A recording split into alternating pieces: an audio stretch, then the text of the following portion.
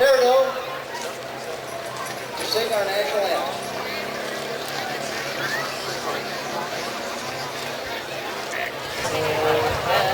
You see by the dawn's early light what so proudly we hailed at the twilight's last gleam, whose broad stripes and bright stars through the perilous fight o'er the ramparts we watched were so gallantly seen, and the rocket's red glare, the bombs bursting in air, gave proof through the night that our flag was still there. Oh, say does that star-spangled banner yet wave for the land of the free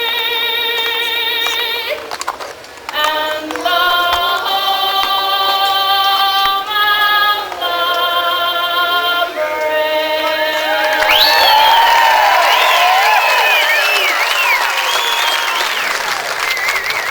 Is that a pair of lungs or what? Thank you, Elizabeth. They'll be playing down the park at 5 p.m., folks. 5 p.m. Prepare to. Okay, I'm going to turn the mic over to one of our Earth brothers. We're going to talk a little bit here, folks, about gun and ammo safety.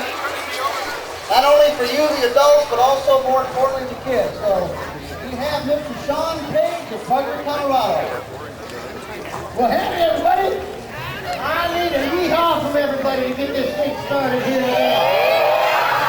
That ain't loud enough, is it? All right, I think this side was louder. Okay, here real quick. 1, 2, 3. Yeehaw! Let's try that again. 1, 2, 3. Now this side. Okay, over here, this side. 1, 2, 3. Let's go! Where was you folks is asleep over there? What's up? All right. Now, anytime when you're doing reenactment stuff, what we do, folks, a lot of people don't realize it, but it's really dangerous if you don't obey the safety rules. All right? We go by saying. All right, folks, we'd like to show you what I was just talking about here, about the explosive force of a cartridge and what these things actually are capable of doing without a bullet.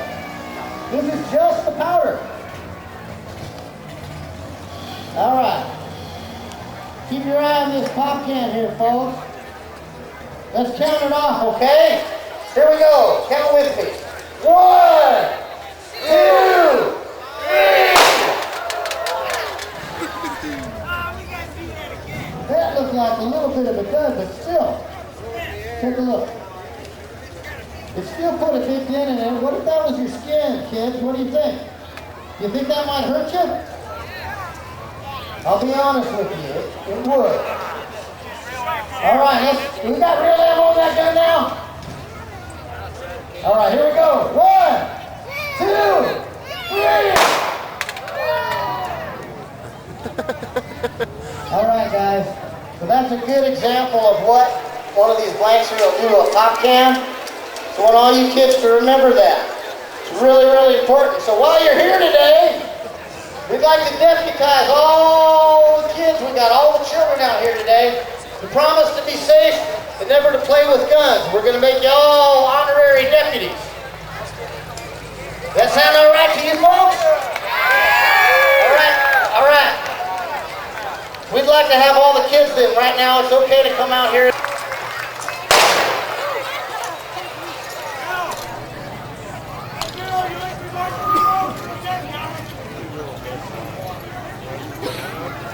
Hello, everybody.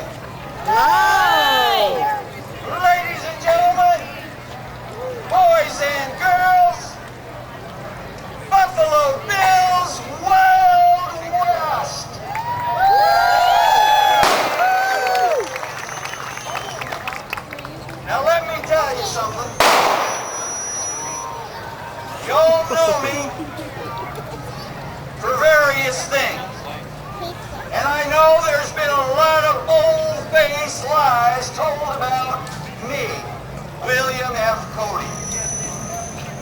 So I'm going to set things straight today for you and let you know what I really did. Now, for a while, I did ride for the Pony Express. A lot of people think I didn't, but by golly, I know I did. I was up here in these Colorado mountains, actually searching for gold for a while. And like a lot of inexperienced miners, which I was, I didn't find anything but a lot of hard work and way back to the prairies.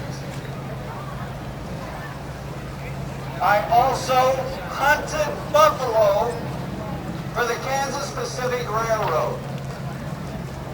And you know why I hunted buffalo?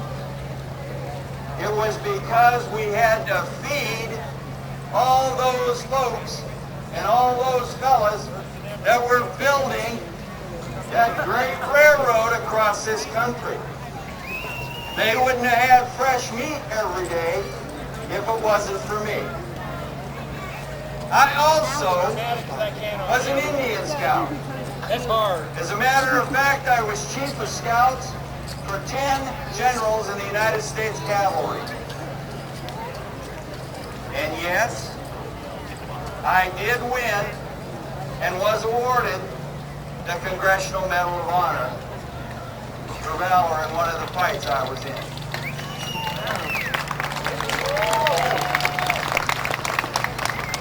Now, folks, my greatest fame came from, of all things, the show business. Well, I did some stage acting for a while in New York City at the prompting of a fellow named Ned Buntline and a couple of other scout friends of mine. We were positively the worst actors that ever took the stage in New York City. But somehow, we were successful. Old West!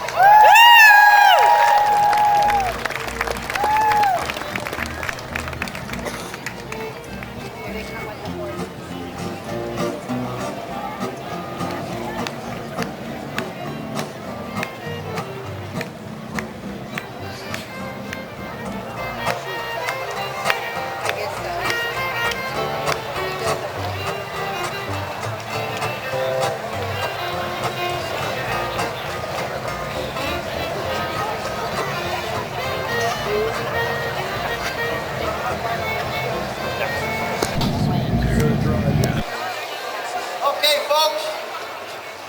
Old Buffalo Bill called her touring show, as he said, the Wild West for good reason.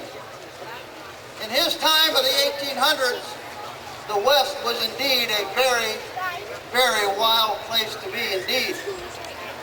The population exploded in the West due to the discovery of gold in California. Prospectors, mining companies, gamblers, rustlers, soil doves, land speculators, stage robbers, and other ruthless bandits flocked into the West to get a piece of the action. These characters came in the most infamous gunfight in the Wild West, the shootout at the OK Corral. A band of local hotheads that pretty much ran things around Tombstone at that time were called the Cowboys. They were all known to have quick trigger fingers, bad tempers, and bad intentions.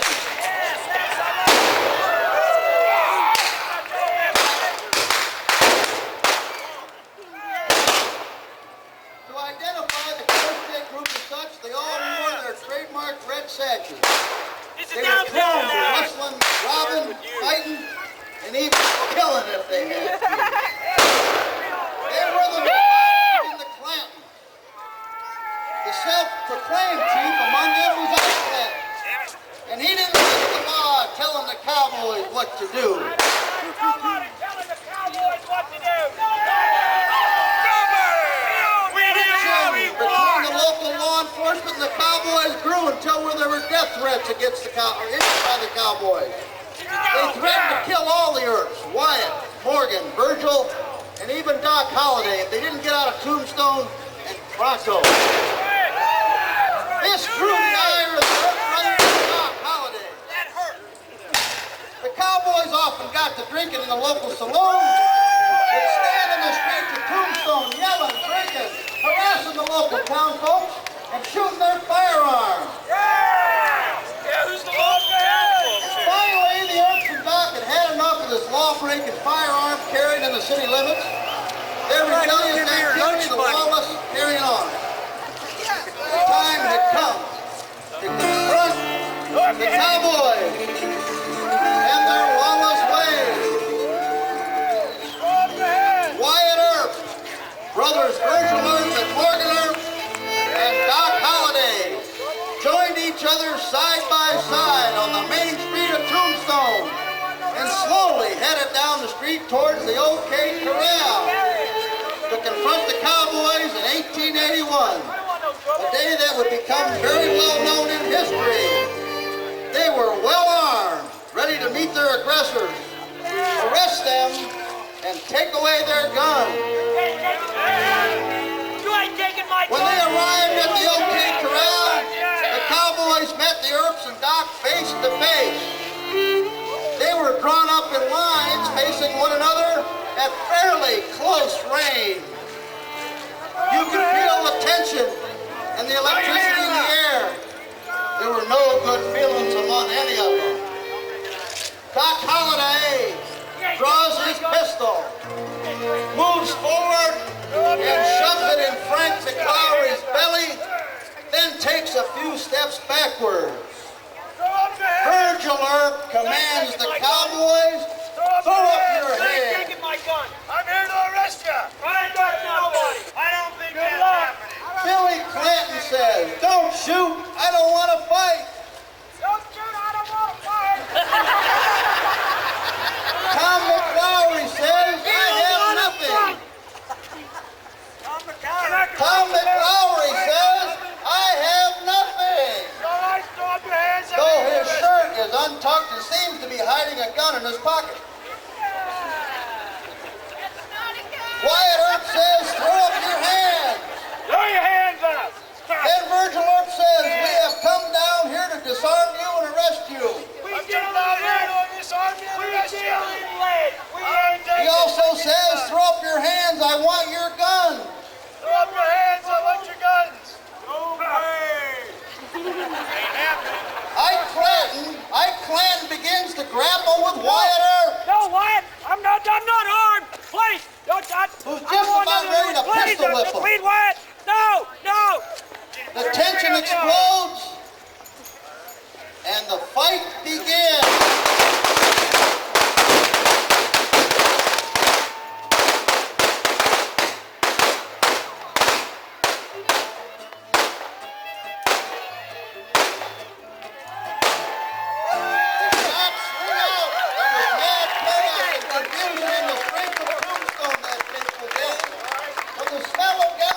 Can you smell it? Yeah! It's cleared and the shooting has stopped. There was plenty of bloodshed. 3 men lay dead at the Old Cape Corral. Billy Clanton, Tom McLaury, Frank McLaury. Several others were wounded, including Virgil Earp, shot in the leg. Morgan Earp, shot in both shoulders. Doc in the hip. And a few other cowboys wounded and dead.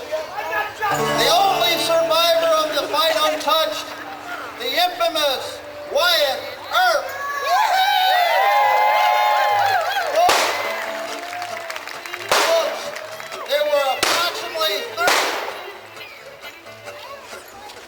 Folks, there were approximately 30 shots fired in only a short 30 seconds.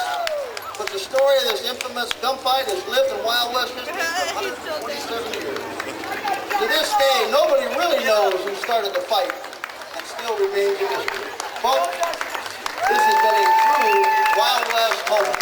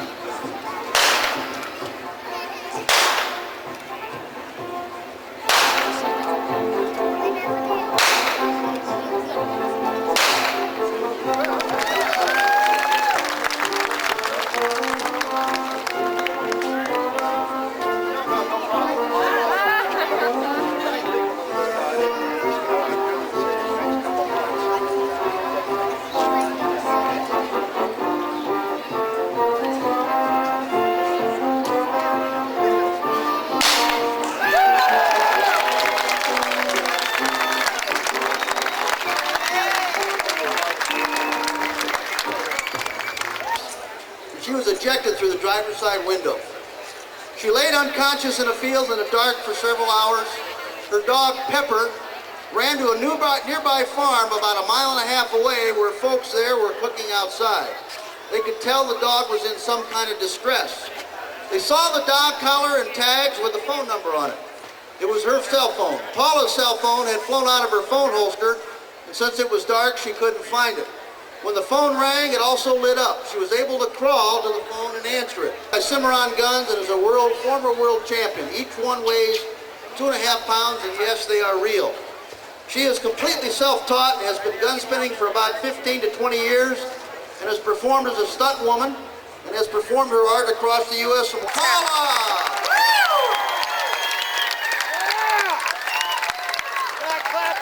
Thank you.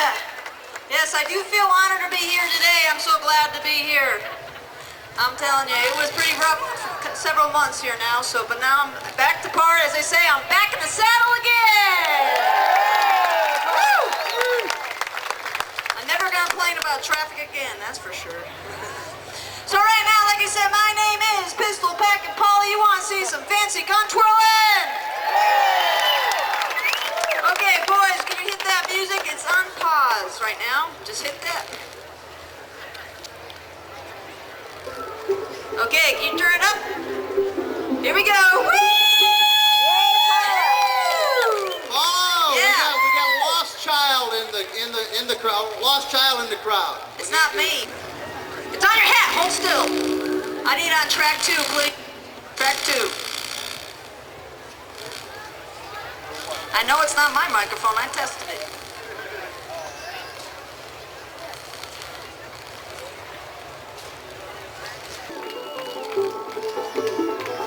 How low can I go?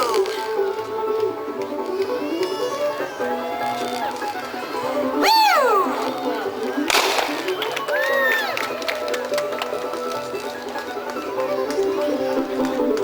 And then back in, yeah.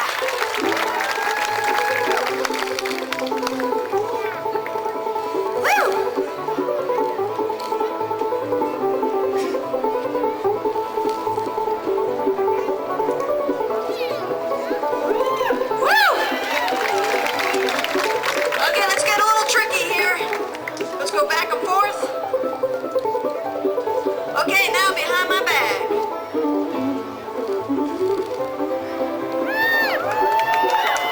And around. Okay, all the way around. Woo! Howdy, how you doing?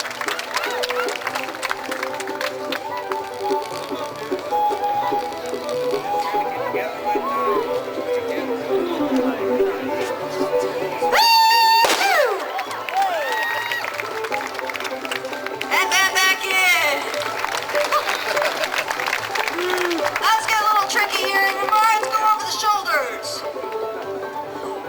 Give a switcheroo. Okay, a little bit higher. Woo. Back on this side. Yeehaw. And then back in. Woo. Thank you. Now you're probably all wondering why I'm carrying 2 guns. That's because I dropped this one, I got a spare. Oh, here we go. Let's go with 2. Woo-hoo! Okay, don't worry about it. Just turn it off. It needs to be properly clean.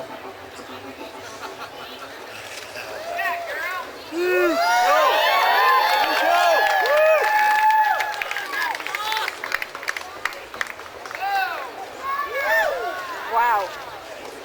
Woo! Yeah. You guys can play if you want. Woo!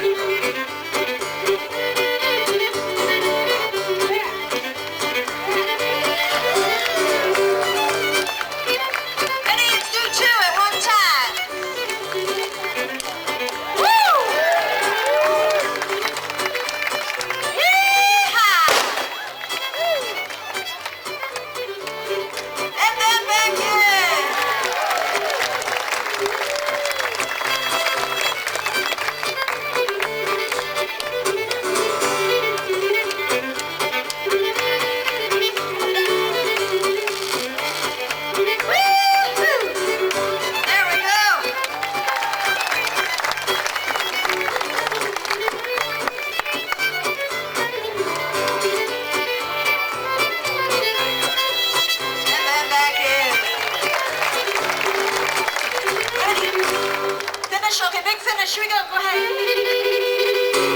Oh, you go faster?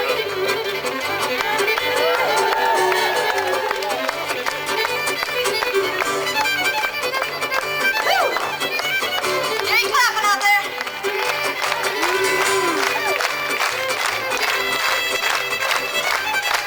Woo!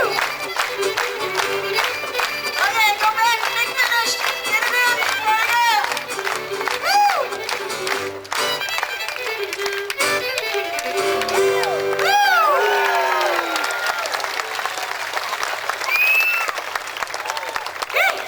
Right now, you don't know what these are guns that I am twirling. These are 45 single action Cimarrons, okay? You know what single action means, right? You can pull the trigger all day and nothing's gonna happen. You have to pull a hammer all the way back before firing this gun, okay? Have you ever heard of double action? Double action means when you do pull a trigger, guess what? Boom! Yes, it goes bang.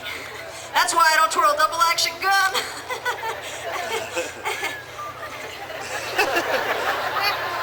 It was funnier last week. Now these aren't specially balanced in a way to make it easy myself, folks. These are the real thing. Can't shoot live ammo out of these guns, and these guns weigh about 2.5 pounds each. Woo! So you know what that means? Heavy. That means they're heavy. Yeah, and I've been twirling about 5 minutes for you, and guess what? Now they're really heavy. Yeah. Okay, so right now I'm in the stripes. Some of the moves I did while I was gun twirling, one is called the butterfly move, and that's when I go across my body like so, and up and over. That's called the butterfly. Very difficult maneuver, because right now I'm fighting about gravity right about now. Yeah, it's called the butterfly. We got the side spins. We all know why they call them the side spins, right? Because it's on my side. Woo! Thank you. Let's go for the